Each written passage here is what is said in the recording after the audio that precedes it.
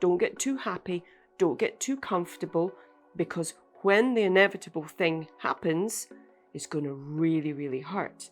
I'm unlovable, everything always goes wrong in the end, people don't really like me. If people really knew what I was like, then they wouldn't want anything to do with me. If we have a belief system that people are always going to leave us, again, we'll test that out, we'll poke it, and we can feel completely isolated with no helps coming. The cavalry's not coming, there's nobody there that's going to be there to help me.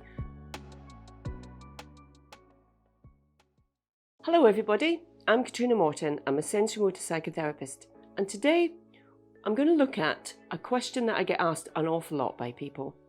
Why do I keep repeating the same mistakes over and over again? But before I jump into that, if you're enjoying these videos, then please give us a like and subscribe to our channel, because it really, really helps us get our message out there to loads more people. This is a really common issue for a lot of people, and it can be really confusing, unfathomable. What on earth is going on? It can be the same kind of relationships, the same things happening in relationships, with friendships, with jobs, with all kinds of things, that things just seem to keep repeating and following the same pattern. And it doesn't matter how much we try and go in one direction to kind of have a different outcome, we always seem to end up back in the same circumstances, back making the same mistakes, the same things happening, and it can be really confusing. What on earth? Why do I keep doing this? What's going on? And often we look for, it must be something that other people are doing, I'm going for the same type of person. All of those things might be true, but there's something else going on with us. There's something else that's playing itself out. And clearly, if we knew what it was, if we were conscious of it, then we could do something about it. But these things are often very much in our unconscious. They're things that are just kind of driving our behaviours and our thoughts and our experiences. But we often don't know what those things are. And, we might ask ourselves, why did I say that? Whenever that happens, it's something in our unconscious, because we don't know what it is.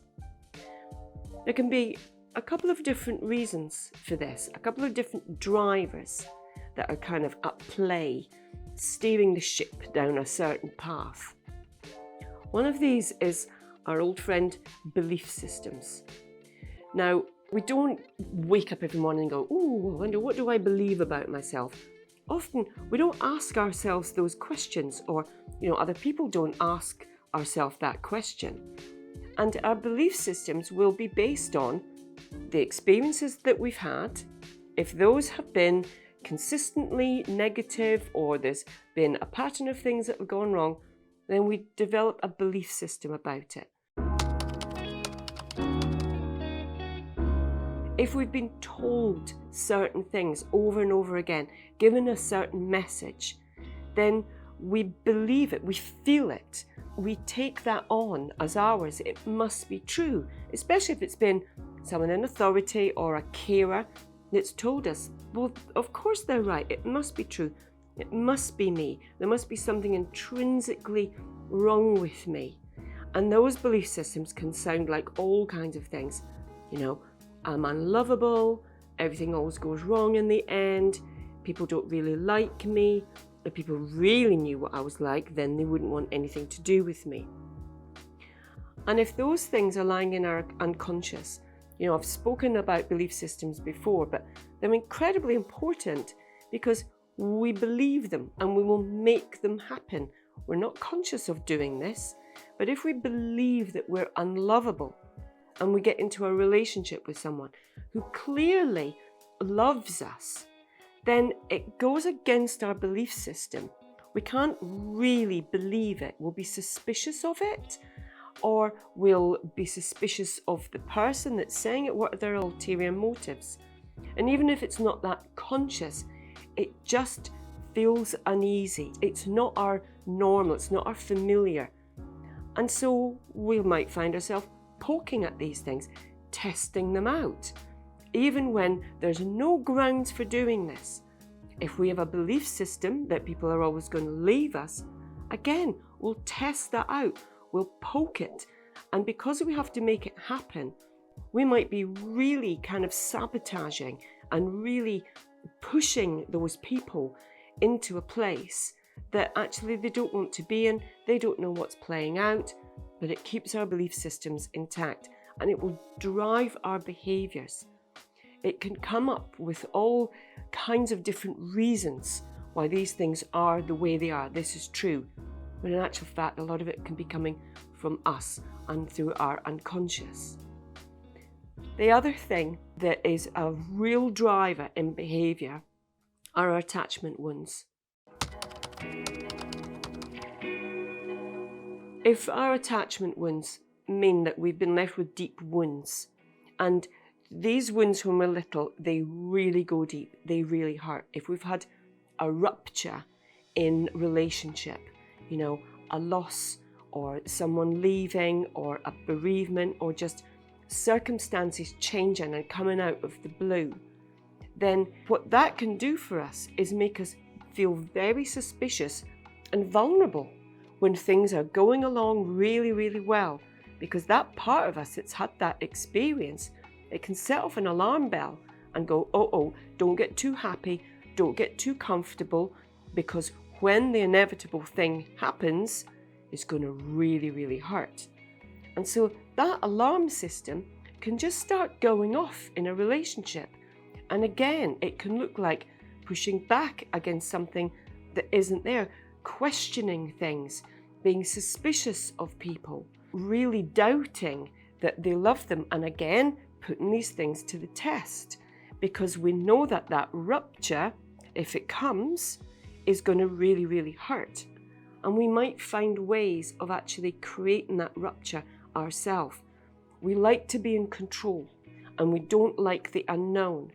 And so we'll follow familiar patterns even if they don't serve us well. Because the unfamiliar, and this is all under our conscious thoughts, the unfamiliar or the fear of pain, it's a way bigger driver than, oh, this feels really good and I'm going to stay with it, because that sense of unease and inevitability will be there and we'll just put blocks in the road or push back against things. These parts are, although we might feel like they're working against us, they're actually only trying to protect us. We develop kind of barriers and voids for things so that things can't land and hurt. We're really good at survival and self-protection, and attachment is part of our survival network, as I've said many times. So it's not something that we have a choice in.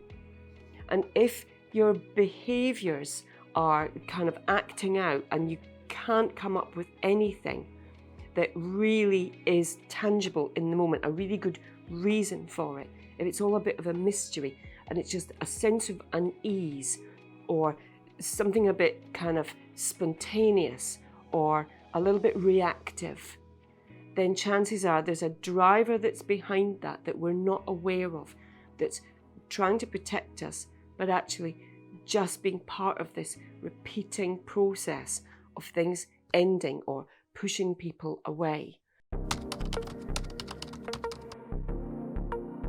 So if that attachment wound has meant that we've been left with a sense of abandonment, and that can be if we really have needed someone to be there at a crucial time in our life and there just wasn't anybody there, or they weren't available, or they didn't get it, then we can feel completely isolated with no helps coming. The cavalry's not coming, there's nobody there that's going to be there to help me. That can have a really deep impact and a profound effect on us. I'm on my own. Or, when I need people, they're not there. And that can play out in two ways. When we feel someone's kind of either pulling away or being a bit distant, even if they're just busy or they're involved in something else at the time and they can't be immediately there for us, they can set up a feeling of panic that will drive our behaviour. And either we're going to do one of two things. We're either going to withdraw and say, well, that's it. No, I knew that would happen. So if you can't be there for me in this moment or to meet this particular need, then I don't need you around. And I'm going to withdraw and isolate myself and put up my protective barriers. Or that sense of abandonment and the terror of someone not being there might make us want to chase. Constantly messaging people, phoning them, going round to see them, just constantly checking and pushing. And of course, that will have the opposite effect. If someone is putting a little bit of distance or needs a bit of space, they're going to have more space and more distance. That can set up even a bigger panic. And for those people, those wounds really drive behaviour, even although it might make no sense. It's like, well, that person isn't so important to me, but that feeling, that drive, can just absolutely push us into situations, behaviours that actually, if we were just using logic and there was nothing driving it underneath, we wouldn't be doing that, because there'd be absolutely no reason to do that. We crave familiarity and consistency and solidity. And if either someone hasn't been there or we can't self-regulate and something's triggered in us, then often we will go back to someone or try and connect to someone that is available. They might not be healthy, but if they're available, then that's good enough. And we can kind of misread that as an attraction or a connection, whereas it could just be that that person is always the one that will answer, or take your call, or come round when you need them, because it's familiar. And there might be things about that person's behaviour that's also familiar but not necessarily healthy, and we'll go towards these things, and these are unconscious drivers. Now, when we can understand what lies beneath these things, when we can understand where our attachment wounds came from, look at what our lived experience has been like. How have people been with us when we've needed them? How have our needs been met? Have people been there consistently and got it and understood what was needed and gave that to us? If there's been breaks in that, and if that hasn't been the case, then if you look through your young eyes and say, well, what kind of message would that give to me? What sense would I make of the world from a kind of, a childlike place? It can give us an idea, or we look at the patterns of things that have happened to us. Well, what belief systems am I going to form of the world and of people because of that? And when we can really take those in and say, well, I wonder if that is my belief system, kind of test it out. If we said the opposite to ourselves, if it would say, I'm unlovable, I'm lovable. And we really sit with that. When we hear the kind of counter argument to it, all the reasons why we're not, all the times that, for the evidence why we haven't been loved and haven't felt lovable, then that can be a big clue that that could be one of your belief systems because of your lived experiences and the things that have been told to you that we've taken in and we're acting them out. And people often say, well, what can I do about that? The number one thing is understanding it, understanding what they are, understanding where they came from, exploring that with friends and family, or just, self-exploration can be a big clue as to what might be driving these things. And then learning to observe ourselves. Observe how we're breathing, observe the sensations in our body, observe what's going on around us. It gives us that opportunity to kind of look from outside and not just from within to be reactive. When we can be more observing of ourselves, how did that land with me? What did that poke in me? What's my head doing right now? What's that sense of panic in my body? When we can learn to observe that, it gives us one time to settle it and to not have to act on it, but that also is a healing opportunity. And when we can have these opportunities, a different experience, a sense of compassion for our younger self, that can be hugely transforming. That we're not just in it, driven, what am I doing? And feeling at the mercy of people to make this okay for us. Then that alone gives us more of a sense of control, stability, and understanding of what's playing out in the moment. And it really has to come from us first, so that we can understand how this plays out in relationships, work, friendships. So turn it inwards and do some, looking back, some making sense of what it was like looking out from very much younger eyes, what sense you've been making of the world.